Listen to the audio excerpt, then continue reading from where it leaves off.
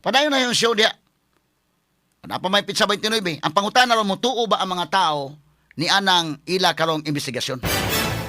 Mo na dakong pangutana kay dili ni mahigala kay trial by publicity naman ang ilang gihimo day. Article 3, Section 4 of the 1987 Constitution provides, no law shall be passed abridging the freedom of speech, of expression, or of the press, or the right of the people peaceably to assemble and petition the government for redress of grievances. Maukini ang haligi ug sukaranan nga gibasihan ni ining tulumanon. Straight to the point.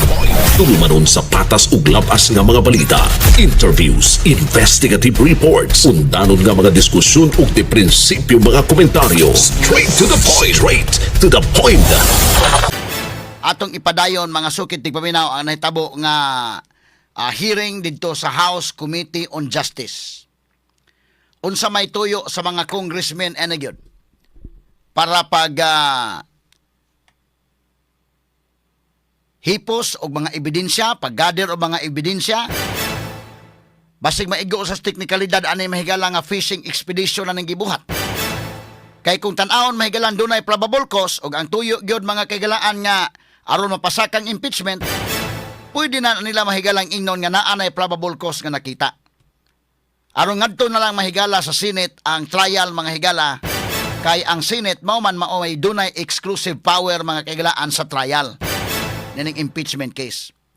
Ang dunay exclusive power sa pag-initiate mao mahigala ang House of Representatives.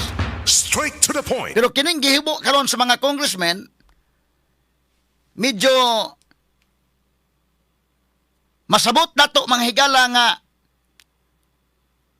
ila paninggi laygay og maayo sa House of Representatives. Kay sagol na ni mga higala trial by publicity. Straight to the point.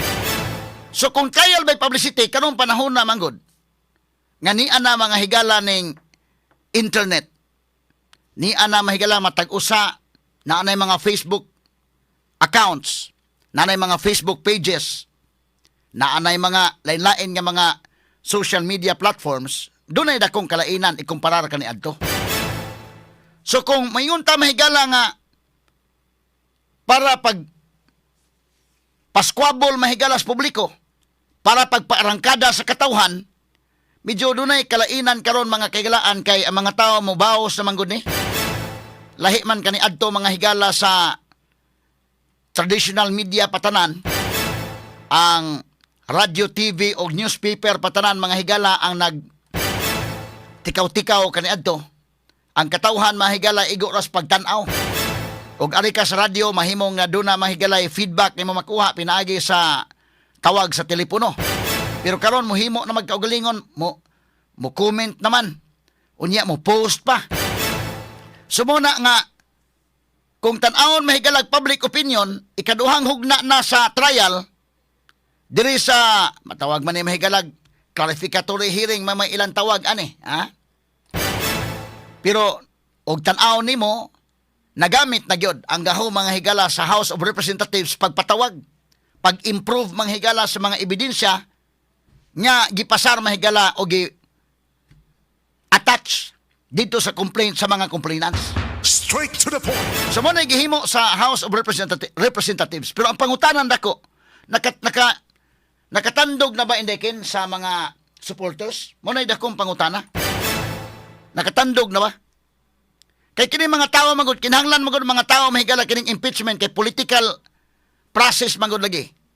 Sui generis man siya mga kagalaan. Kinahanglan nga ang mga tao matan-aw ang pulso sa mga tao kung unsay ilang baruganan labot aning impeachment.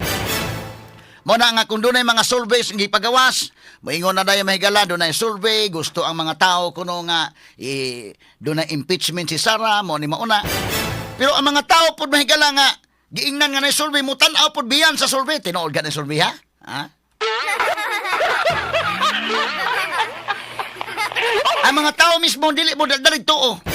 Unya pagkahuman mo comment pud sila ila. So karon ikaduhang hugna mahigala sa hearing ni Sara. Medyo wa pa gyud magkatandog. Ha? Ang mga tao mahigala wa pa kay matandog nga maingon nga sige, mura bag mangisog na ba nga angay na gyud ang i-impeach. Ang katong niingon nga angay na gyud mahigalang makonbikto sa impeachment. Kadto to mga tao daan kani adto pa.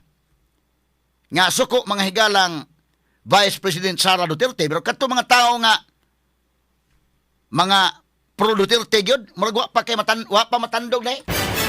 Kabantay ka, murag wa ra matandog kay na may counter na yung tubagod. Nag-expose mahigala dito sa House of Representatives, ma-counter man dayon ig tubag. Sama ining Ridon.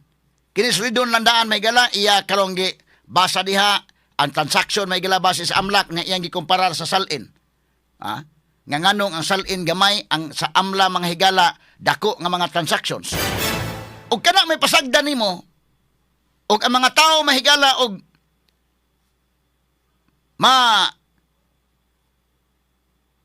ma-mislead ba? Mayong bitaw no tinuod bitaw no nga ang dako man ni sa AMLAC nga naman nga sa iyang salin gamay man.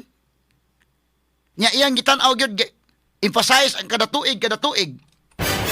Kana ugway maka-explicar nya way social media.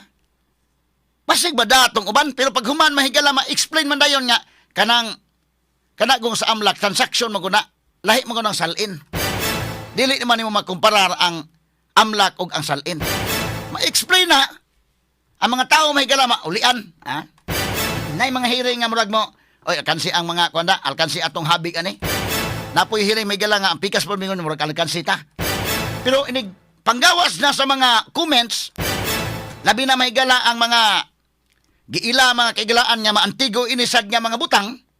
Kay siyempre mga tao nga mga naay mga ordinary people murag inosentes na kay may galawa sa kaybaw unsay palakad sa bangko mga sukid tig paminaw di man sa mahibaw anang naunsa din na.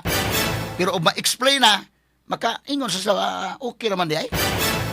So mo nang mabalance gyud.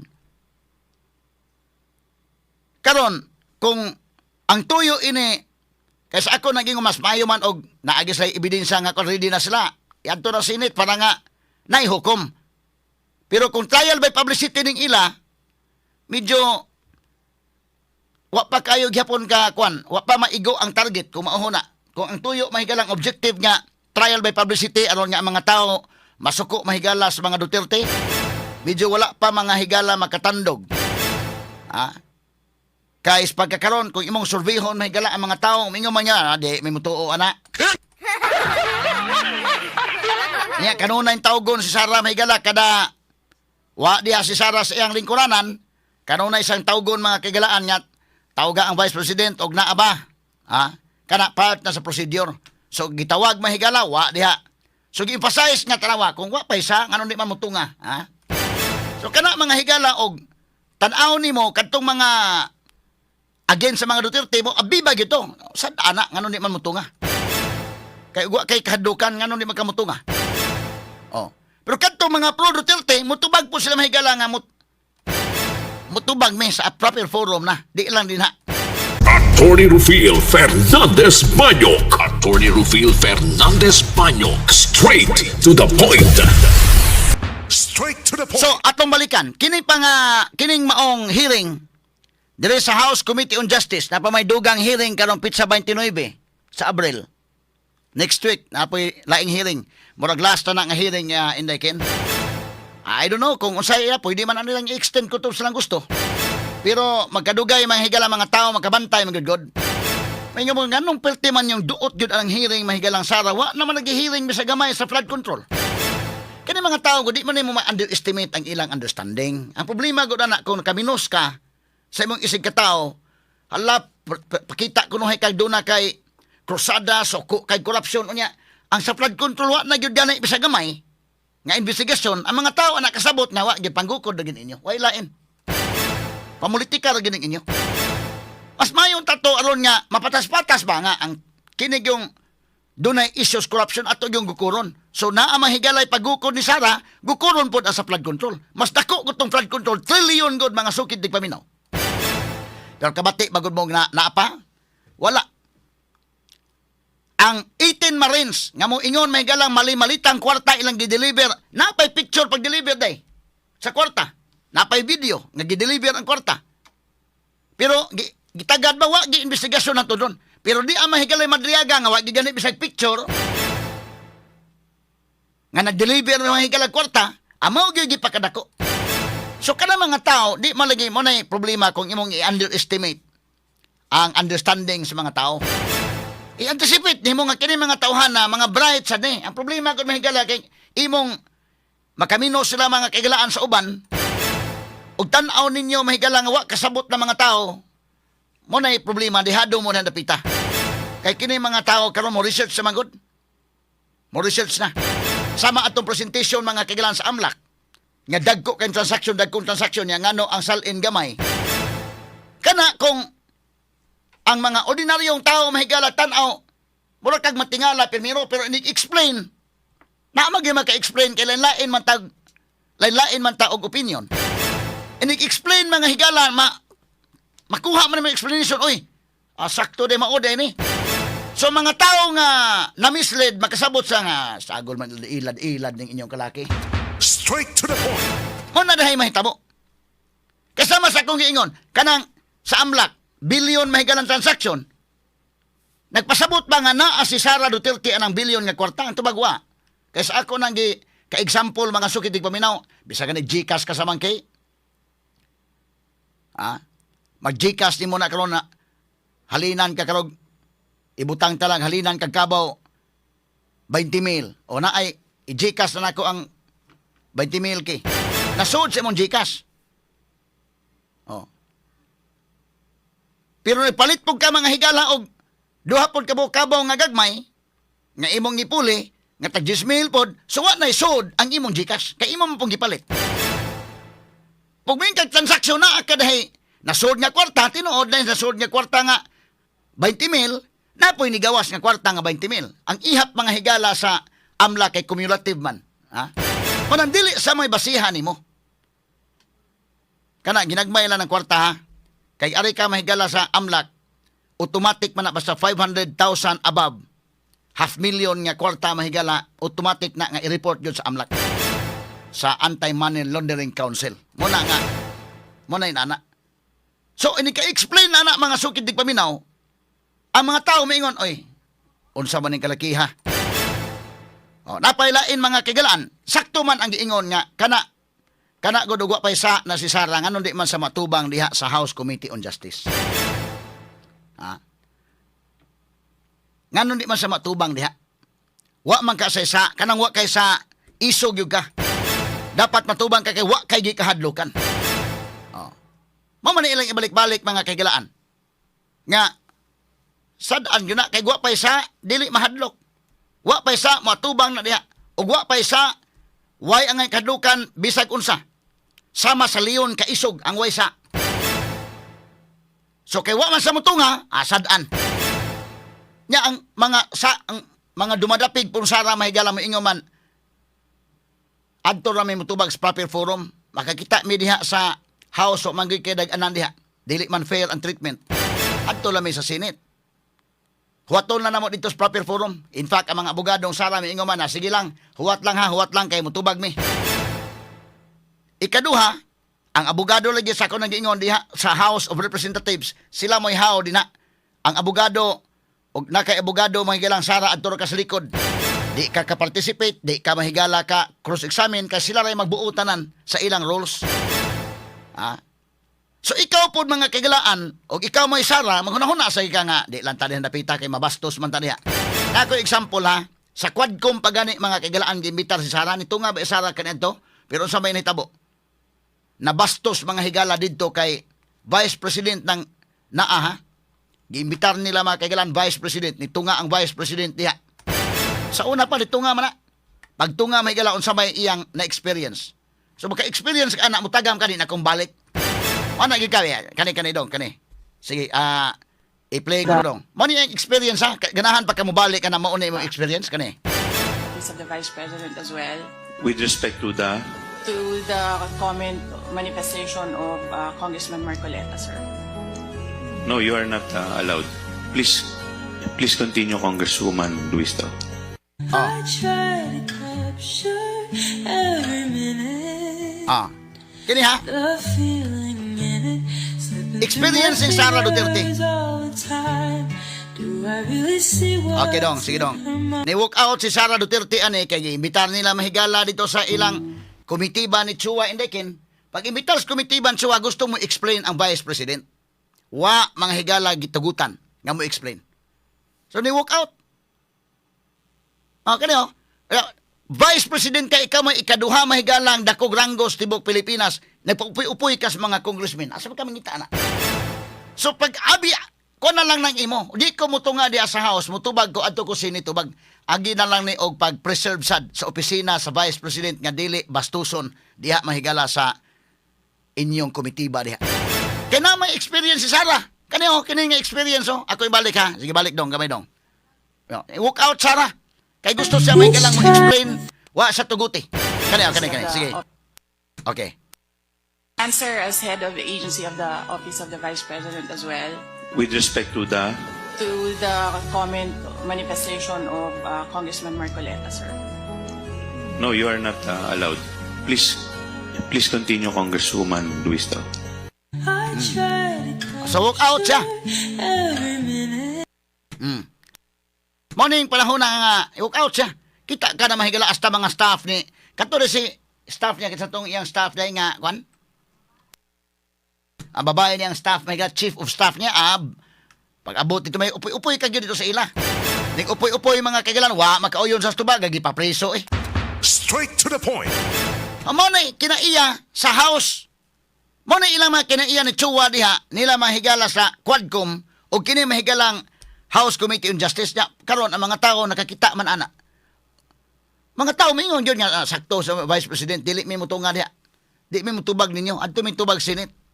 Kay at least nga to Senate ang equal footing ang mga congressmen o ang mga abogado dito nga mga defense counsel. Si Attorney Zuleika Lopez. Inumdo mo, Attorney Zuleika Lopez? Upoy-upoy ka itong tubag, upoy-upoy. Naay tubag mahigala nga ilang pugsod pagpatubag nga wa mga higala sa kauyon sa tubag. Agi pa preso Zuleika. Straight to the point. Okay, sa may ganahan na mo anak. Okay na, ang Vice President na ikaduha nga pinakataas og langgo sa nasod. Mo ni ang experience. Unya human imo ino niya kung wa pay sa dapat mo tunga gyud, dapat mo kuan gyud, matubang. But with that kind of experience, are you sure nga dili ka managana? Are you sure nga mo kuan pa wa may treatment mahigalang fair? Kani mo ni mahigala ang kuan. Mao ni mga kagalaan ang sitwasyon atong hearing mahigala nga nigawa Sarah ni baktas ni walk out. Kadto lang Attorney Zuleika Lopez, Chief of Staff ni Sarah, gipapriso na-anxiety taon to, nadala sa ospital. Kaya gi-contempt mahigala nila. Di na kauyon, i-contempt ka. So, ganahan ka madto. Nga mo sipyat ka, di ka uyon sa tubag, contempt ka diha. Priso ka. Kini, di sa ka-afford mahigala, kay Vice President, pangilisod sa kay Vice President, imo kuan. Iyang staff ni Sarah mahigala, gipapriso. O Sarah, wa to guting mo explain. Kani mo ni ang mga tao, kasabot sila nga ayaw lang huwat lang mo kung gusto mong gigani mo. Kaya mo tubag lang sa Senate, kana kung makaabot sa Senate, kana karon og kini mo og impeachment. Kana kung dunay support sa mga tao, O sige. Kaya balik last na lang dong.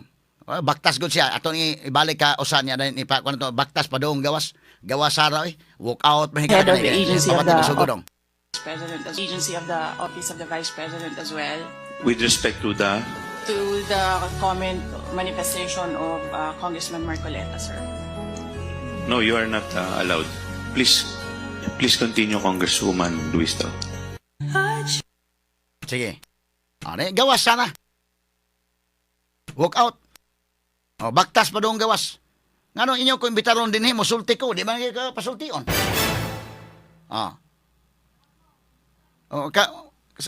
Kuan mo ka mo spunto ngano di man ka mutunga. Sara ngano di mutunga waysa kana mutunga gisa dia. Nya mutunga ka mo explain ka di naon ka. Sumuna mahigalay klaro-klaro ba nga why fair treatment kining naa sa House of Representatives. Kana na ang House Committee on Justice karon. So padayon na yung show dia. Napa may pitsa 29, ang pangutana ron mo tuo ba ang mga tao ni anang ila karong investigasyon.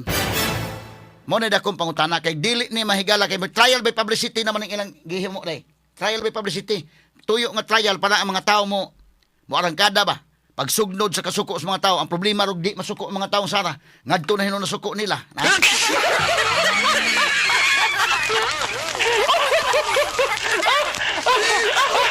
Una nga usa sa rason nga nun di mo tunga Sara diha tungod sa iyang experience. Pag imo na lang i-preserve ang office of the Vice President nga dili mahigala mababoy diha sa kinaiya ini mga congressmen nga imbitaron ka as guest pero dabu-dabuhan ka nig-abot dito. Straight to the point. Article 3, Section 4 of the 1987 Constitution provides, no law shall be passed abridging the freedom of speech, of expression, or of the press, or the right of the people peaceably to assemble and petition the government for redress of grievances. Maukini ang haligi ug sukaranan nga gibasihan ni ining tulumanon. Straight to the point. Tulumanon sa patas ug labas nga mga balita, interviews, investigative reports, undanon nga mga diskusyon ug di prinsipyo mga komentaryo. Straight to the point. Straight to the point.